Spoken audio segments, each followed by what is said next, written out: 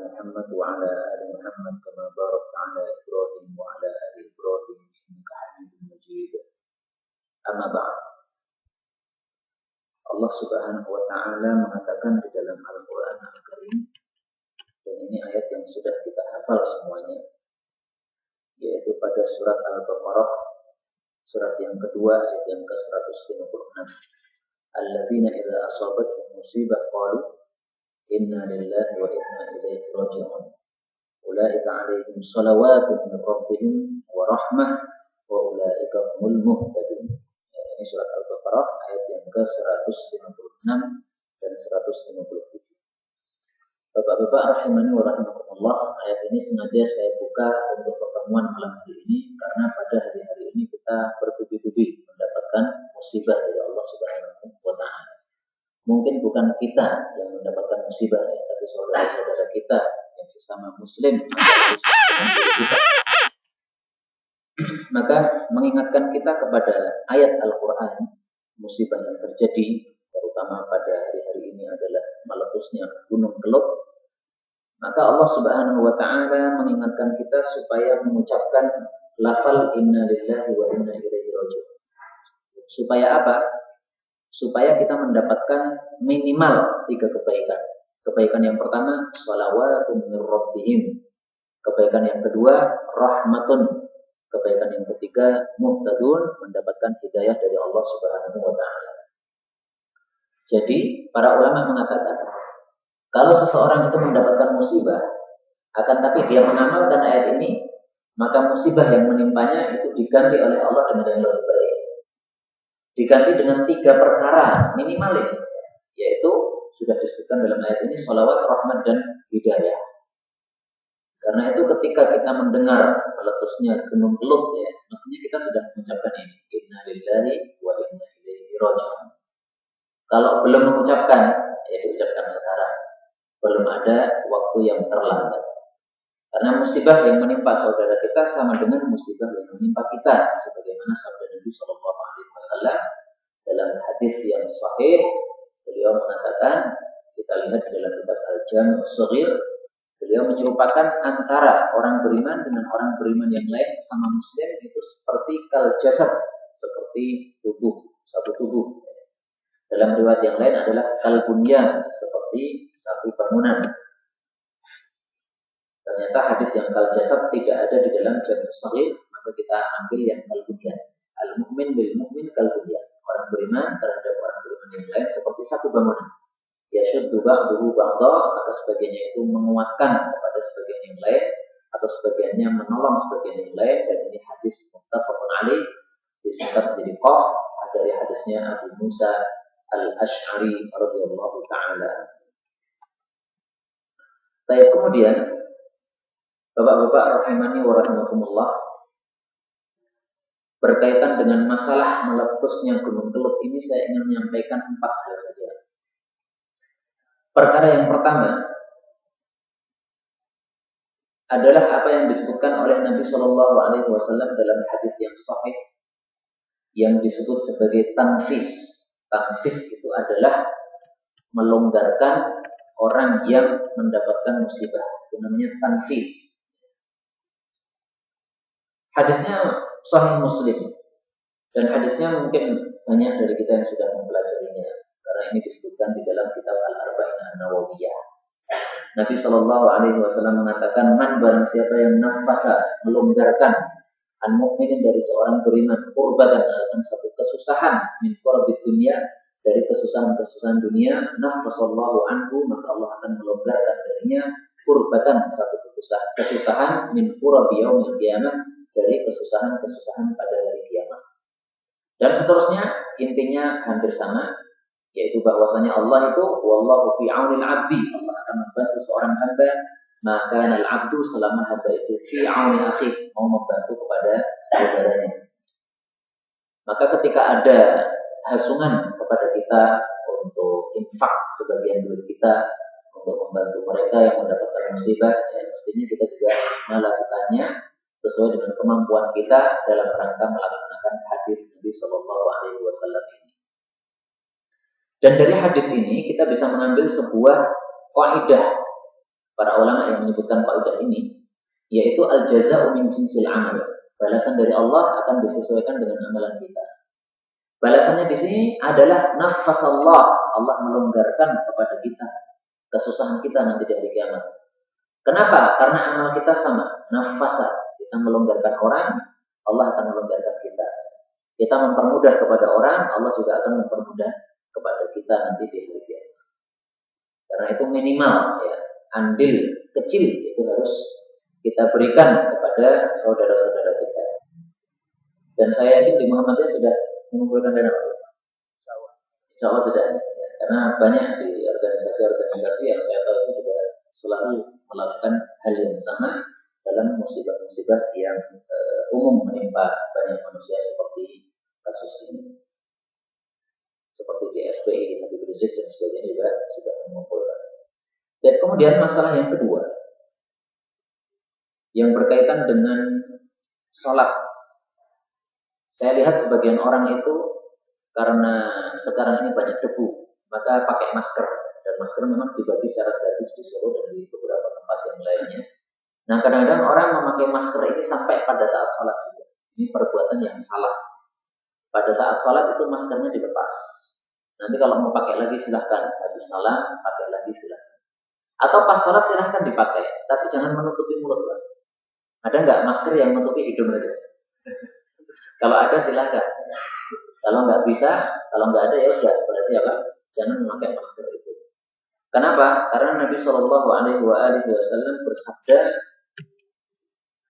atau yang lebih tepat saya katakan Abu Hurairah radhiyallahu taala anhu berkata, Naha telah melarang Rasulullah Shallallahu Alaihi Wasallam anis sabil, dari melakukan isbal di sholati pada saat sholat. Jadi mata kaki tertutupi oleh celana kita pada saat sholat itu dilarang. Wa dan bahwasanya yughtiya menutupi ar-rajulu seorang laki-laki fahu akan mulutnya. Hadis ini diriwayatkan oleh Imam 4. Imam 4 itu pemilik kitab Sunan, Abu Dawud, Tirmidzi, Nasa'i, Ibnu Majah. Ini urutannya harus seperti ini, Pak. Jangan dibolak-balik. Abu Dawud, Tirmidzi, Nasa'i, Ibnu Majah. Jangan dibolak-balik karena ini urutannya dari para ulama. Karena disesuaikan dengan tingkatan kesahihan hadisnya. Abu Dawud dulu, kemudian Tirmidzi, Nasa'i, kemudian Ibnu Majah. Meskipun kalau dari sisi usia, Ibnu Majah ini lebih tua daripada 3 ulama sebelumnya. Tapi urutannya memang Ibnu Majah itu diakhirkan karena derajat hadisnya. Baik, nah di sini kita bisa mengambil kesimpulan bahwa ada 2 anggota badan laki-laki pada saat sholat tidak boleh tertutupi. Yang pertama mata kaki, karena kalau tertutupi mata kakinya berarti as-sadl. Maka kalau orang melanggar hadis ini ya berdosa, meskipun sholatnya tetap sah, tapi berdosa. Nah saya nggak tahu pahala sholatnya itu lebih besar atau dosanya yang lebih gede.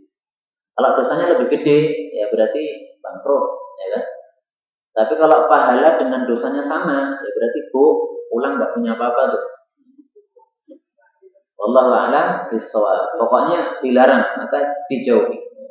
Maka harus dijaga betul-betul, jangan sampai mata kaki laki-laki tertutup pada saat sholat. Kalau perempuan malah wajib, masya Allah. Yang kedua fahu, mulutnya ini juga jangan ditutupi.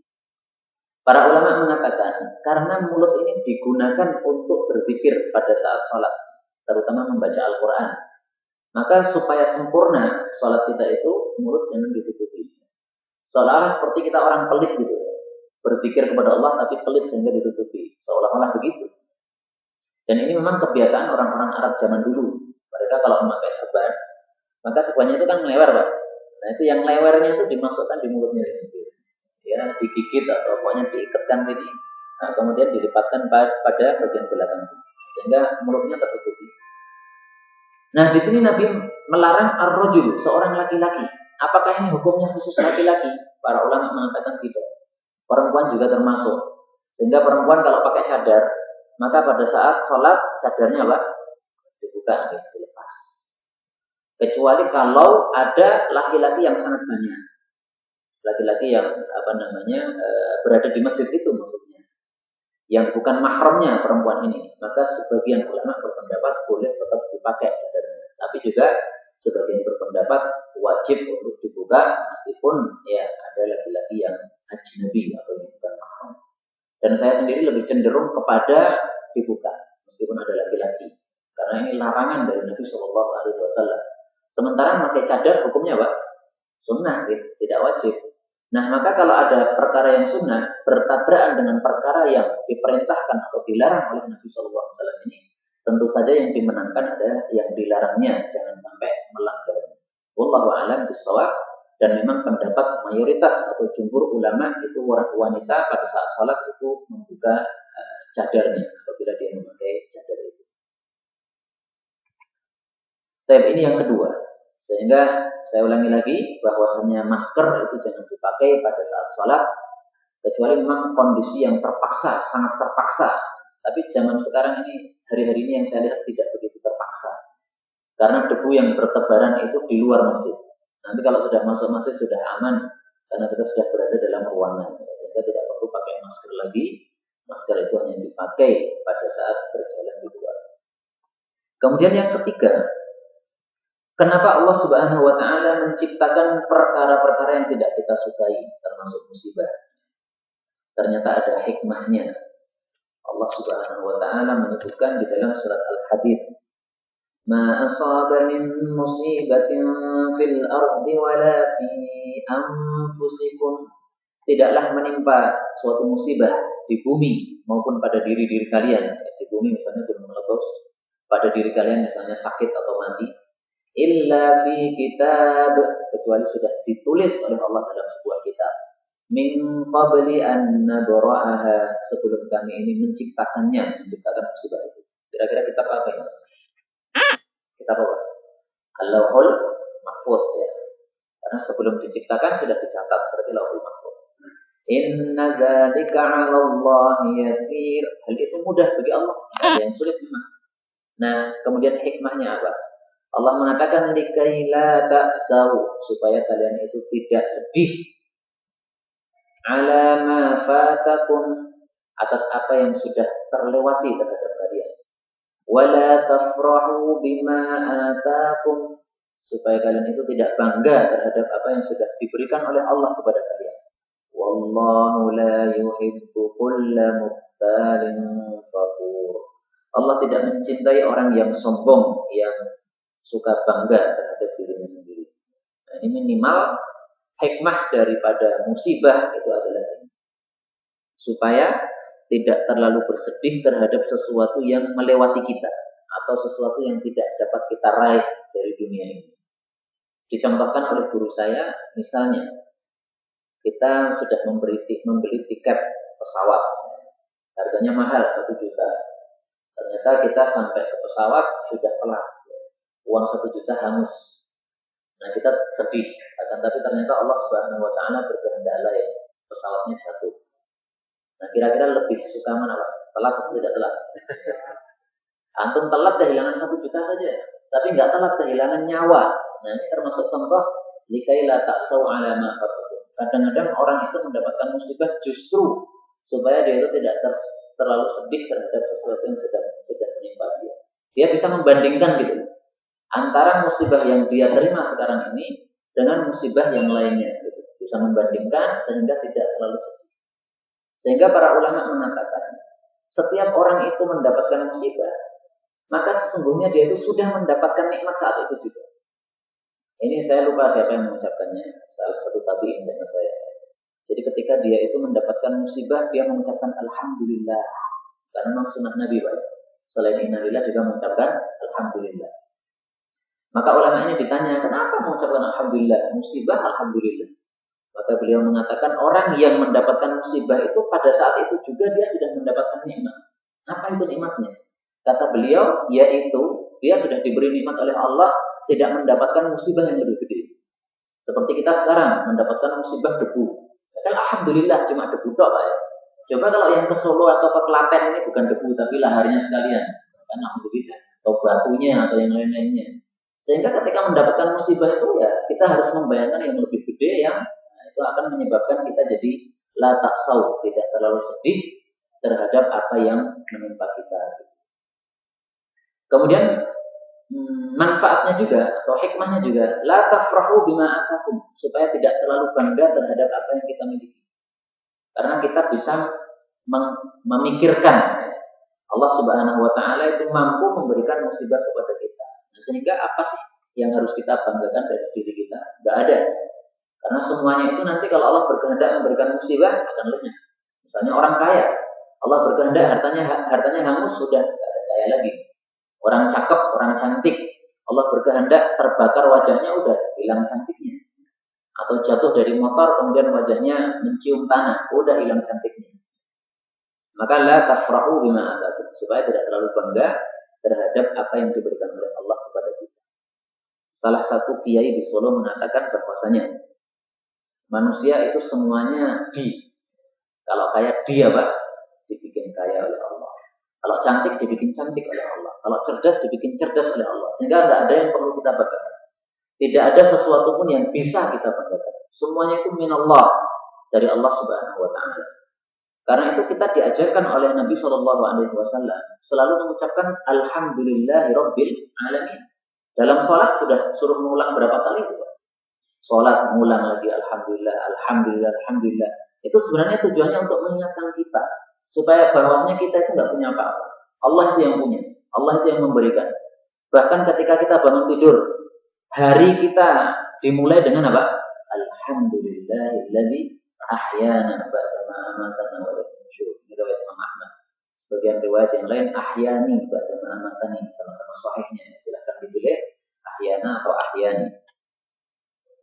Baik, maka sejak manusia ini muncul dari hilangnya alias dari tidurnya, maka sudah diajari untuk merasakan bahwasanya apa yang dia miliki semuanya dari Allah Subhanahu wa taala. Hidup kita, usia kita, tenaga kita, pikiran kita, semuanya adalah merupakan nikmat Allah Subhanahu wa taala.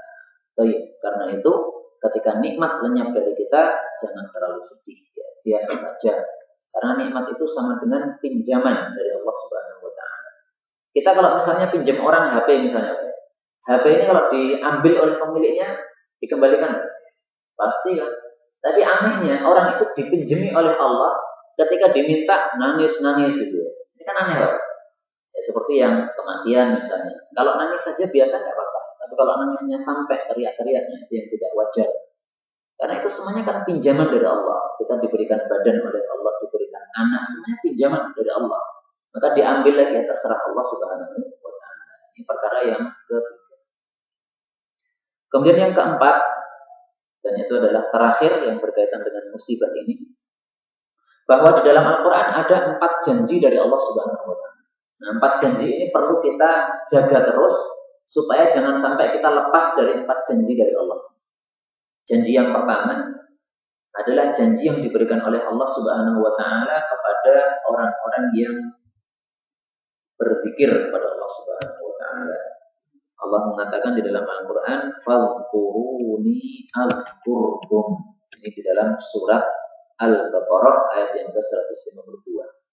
"Fadhkuruni," maka ingatlah saya, adzkurkum, pasti aku akan ingat kepada kalian. Jadi ketika musibah menimpa kita, supaya kita itu diingat Allah, bagaimana caranya? Hendaklah kita itu selalu mengingat Allah Subhanahu wa taala.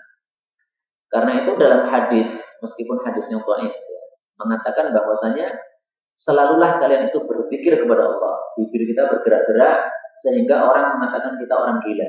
Karena apa? Selalu bergerak-gerak terus bibir. Padahal kita zikir kepada Allah Subhanahu wa taala. Dalam hadis yang sahih, Nabi Shallallahu alaihi wasallam mengajarkan supaya kita senantiasa berzikir kepada Allah dengan menggerakkan bibir kita. Apa fadilahnya? Nabi mengatakan, dan ini hadisnya hadis qudsi ya, atau hadis ilahi atau hadis rabbani, yaitu Allah Subhanahu wa taala mengatakan, "Ana ma'a 'abdi ma dzakarani wa taharrakat bi syafatah." Ini hadis riwayat Ibnu Majah dan Ahmad. Innallaha ta'ala yaqul, sesungguhnya Allah itu mengatakan, "Ana ma'a 'abdi," saya menyertai hamba saya. Ma dzakarani, selama dia itu mengingat saya. Wa taharrakat, dan bergerak-gerak bi, dengan sebab mengingat saya. Apanya? Syafatahu, kedua bibirnya. Jadi berzikir dengan menggerakkan bibir. Kalau niatnya ikhlas, tidak karena riya supaya dianggap sebagai ahli zikir ya, tapi ikhlas karena Allah, itu fadilahnya besar. Yaitu Allah Subhanahu wa taala akan menyertai hambanya. Ana ma'a 'abdi. Menyertai ini bukan berarti Allah nempel pada tubuh kita. Istilahnya orang Jawa, Pak. Manunggaling Gusti kalawan apa nih? Enggak apa istilahnya. Manunggaling kawula Gusti atau apalah itu ya. Saya dengan Allah itu menyatu, itu salah itu. Itu wahdatul wujud, itu syirik itu. Enggak ada seperti itu ya. Saya syirik jenang itu ya, salah. Baik. Nah, ini hadis sahih sehingga perlu kita praktikkan berpikir kepada Allah senantiasa ya. Karena di sini dikatakan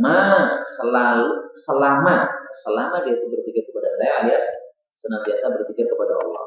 Nah, fungsinya kalau senantiasa berpikir kepada Allah adalah itu tadi, fadhkuruni adzkurkum. Allah telah akan ingat kita ketika kita mendapatkan musibah, Allah tidak lupa kepada kita. Ini janji yang pertama dari Allah. Zikir kepada Allah, Allah ingat kepada kita. Janji yang kedua, semuanya sudah hafal. La in syakartum la azidannakum. Surat apa ini, Pak? Ya, surat Ibrahim ayat yang ke-7. Wa idz ta'adzana rabbukum, ingatlah ketika Allah itu memberikan pengumuman, tidak cuma mengatakan tapi malah mengumumkan. La in syakartum, sungguh-sungguh jika kalian itu bersyukur, la azidannakum, maka pasti aku akan menambahi kepada kalian. Menambahi apa? Nikmatnya. Sehingga supaya nikmat Allah itu bertambah, supaya nikmat Allah tidak berkurang atau tidak lenyap atau tidak berpindah dari kita. Jangan sampai nikmat Allah lenyap atau berpindah atau berkurang, maka caranya adalah syakartum, bersyukur kepada Allah Subhanahu wa ta'ala. Nah, salah satu cara syukur yang disampaikan oleh ulama tadi, setiap mendapatkan musibah kita malah bersyukur. Kenapa? Karena musibahnya ada yang lebih besar yang tidak menimpa kita. Ini adalah janji dari Allah. Syukur maka ditambah ini. Janji yang ketiga, Allah Subhanahu wa ta'ala mengatakan bahwasanya siksa tidak akan turun kepada kita apabila kita melakukan apa? Siksa tidak akan turun kepada kita apabila kita melakukan istighfar. Di dalam surat Al-Anfal ayat yang ke-33 Allah mengatakan, wa ma kana Allahu liyu'adzibahum wa anta fihim wa ma kana Allahu mu'adzibahum wa hum yastaghfirun. Allah tidak akan menyiksa manusia selama engkau, wahai Nabi, masih berada di tengah-tengah mereka. Sekarang Nabi sudah wafat, tapi masih ada satu. Dan Allah tidak akan menyiksa mereka apabila mereka itu masih istighfar. Jadi penting sekali kita itu memperbanyak istighfar. Setiap hari istighfar, supaya tidak muncul siksa di tengah-tengah kita. Kita mendengar ada tsunami di Aceh, mendengar ada gempa di Jogja, mendengar ada gunung meletus di Kediri ya. Nah, supaya tidak terjadi apa-apa di Klaten, di Solo dan sekitarnya. Nah, itu bagaimana caranya? Wa ma kana Allahu mu'adzibahum wa hum yastaghfirun. Dan waktu istighfar yang sering dilupakan orang, padahal itu waktu yang sangat penting untuk istighfar, adalah kapan? Kapan istighfar yang paling utama itu kapan? Pada saat sebelum salat subuh. Allah mengatakan di dalam Al-Quran, wabil ashari hum yastaghfirun. Surat Ad-Dariyat ayat yang ke-18. Allah mengatakan sebelumnya, kamu qabla dzalika muhsinin. Orang-orang yang bertakwa itu sebelum masuk jannah itu berbuat baik di dunia. Nah, berbuat baiknya itu apa? Banyak, tapi yang paling inti adalah dua ini. Yang pertama, kanu qalilan minal laili ma yahja'un. Mereka itu sedikit tidur malam hari. Kalau kita itu sedikit tidur atau sedikit bangunnya, Pak? Ngaku mawon ya. Sedikit bangunnya, ya. Akan tapi minimal kita itu ya jangan sampai bangunnya pas azan subuh, ya ada minimal itu. Maka kalau teori saya, mudah-mudahan teori ini bisa diterima. Ya, kalau tidak diterima ya dibuang, nggak apa-apa. Menurut saya itu idealnya kita itu bangun 1 jam sebelum subuh, Pak. Idealnya, ya. Kalau subuhnya sekarang jam 4 lebih 20, ya berarti jam 3 lebih 20, minimalnya. Jangan sampai setengah 4 kok baru bangun, ya. Itu kurang bagus itu. Karena apa? Belum 1 jam. Nah, kenapa 1 jam itu? Karena kalau diteorikan, membaca 1 juz di dalam 1 malam itu ya Enaknya itu 1 jam. Karena kalau kita membaca dengan melihat mushaf Al-Quran kan setengah jam. Nah, ditambah rukuk, sujudnya dan iktidalnya itu setengah jam, ya, berarti 1 jam. Tapi kalau memang tidak kuat karena memang siang hari sudah kerja keras, ya maka minimal pokoknya 2 rakaat lah. Ini yang pertama. Yang kedua, wabil ashari, dan pada waktu sahur, maksudnya pada waktu sebelum subuh, hum yastaghfirun, mereka itu istighfar kepada Allah Subhanahu wa taala. Artinya apa? Setelah sholat malam selesai, maka kemudian ditutup dengan istighfar. Nah, ini mungkin cukup aneh ya. Mestinya kan setelah kita sholat malam selesai kan alhamdulillah sudah selesai sholat malam kan gitu. Tapi kenapa istighfar, kenapa? Kenapa amalan ibadah kita setelah selesai kok ditutup dengan istighfar, bukan alhamdulillah, Pak? Kenapa ini? Karena pasti terjadi kekurangan di dalam ibadah kita. Kalau kita sholat itu khusyuknya sempurna nggak, Pak? Nggak mungkin. Nggak mungkin, sudah semua orang tahu bahwasanya sholatnya itu nggak khusyuk, ya sempurna. Maksud saya nggak bisa, sulit. Ya bisa, tapi sulit gitu. Maka ditutup dengan istighfar itu adalah sesuatu yang wajar. Dan bahkan itu pesan dari Allah Subhanahu wa taala kepada Nabi Muhammad SAW pada surat An-Nasr. Allah mengatakan pada surat An-Nasr, "Idza jaa nasrullahi wal fath wa ra'aitan nasa yadkhuluna fi dinillahi afwaja." Artinya setelah dakwah selesai, berhasil, banyak orang yang masuk Islam, maka ditutup dengan fasabbih bihamdi rabbika wastaghfir. Ditutup dengan istighfar. Nah, para ulama membahas di sini, kenapa dakwah selesai kok malah istighfar? Jawabannya adalah karena itu tadi, karena pasti manusia itu melakukan kewajibannya itu tidak sempurna, ada kekurangan-kekurangan di dalamnya. Karena itu diajarkan istighfar. Bahkan Nabi mengajarkan kita setelah kita selesai salam dari sholat wajib kita, Assalamualaikum warahmatullahi wabarakatuh. Pertama kali yang dibaca apa? Astagfirullah 3 kali, ya. Allahumma antas salam, minkas salam, tabaraka ya dzal jalali wal ikram. Dan ini Syekh Utsaimin mengatakan istighfar 3 kali setelah sholat itu karena di dalam sholat ada kekurangannya. Maka kita langsung mengingat kepada Allah, ya Allah ada kekurangan, diampuni saja. Jangan dihisab kekurangan saya ini. Seolah-olah mengatakan seperti itu. Tapi ini janji yang ketiga dari Allah Subhanahu wa taala, yaitu kita kalau istighfar kepada Allah, maka tidak akan muncul siksa kepada kita. Kemudian janji dari Allah yang terakhir, yang keempat, yaitu di dalam surat Al-Baqarah kalau nggak salah ya. Wa qala rabbukum ud'uni astajib lakum. Bukan surat Al-Ghafir, atau surat Al-Mu'min, surat yang ke-40. Wa qala rabbukum, dan berkata Rabb kalian yaitu Allah Ta'ala, ud'uni, berdoalah kalian kepada saya, astajib lakum, niscaya aku akan mengijabahi kalian. Jadi kita katakan musibah boleh datang, silahkan, tapi kita punya Allah. Maka kalau musibah datang dan kita punya Allah, kita berdoa kepada Allah, diijabahi oleh Allah Subhanahu wa taala. Misalnya ada orang kematian anak, ini kan musibah. Kita berdoa kepada Allah, Allahumma ajurni fi musibati wa akhlifli, berilah ganti kepada saya. Allah pasti akan memberikan ganti. Karena astajib, ya, saya akan mengijabahi kalian. Sehingga Ummu Salamah yang dia mencintai suaminya, yaitu Abu Salamah, dengan kecintaan yang sangat dahsyat. Sampai Ummu Salamah mengatakan, di antara penduduk Madinah ini tidak ada yang lebih baik daripada suami saya, Abu Salamah. Sehingga ketika Abu Salamah wafat, dia tetap membaca, wa akhlifli khairan minha, ya Allah berilah ganti yang lebih baik daripada musibah ini. Tapi dia mikir juga, siapa kira-kira yang lebih baik daripada suami saya? Abu Salamah itu sudah manusia yang paling top di antara sahabat Nabi menurut dia. Tapi kemudian Allah menggantikan dengan Rasulullah SAW karena yakin terhadap ayat ini. Ud'uni, berdoalah kepada saya, astajib lakum, pasti akan diijabahi oleh Allah Subhanahu wa taala. Nah, 4 janji ini marilah senantiasa kita jaga. Kalau kita pikir, maka Allah akan ingat kepada kita. Kalau kita syukur, Allah akan menambahi nikmat kita. Kalau kita istighfar, maka Allah tidak akan menurunkan siksa kepada kita. Dan kalau kita berdoa, pasti akan diijabahi oleh Allah Subhanahu wa ta'ala. Nah, doa yang diijabahi oleh Allah itu ada syarat-syaratnya. Tidak semua doa diijabahi oleh Allah. Kalau memenuhi syarat, maka akan dikabulkan. Nah, salah satu syarat saja yang ingin saya sampaikan pada malam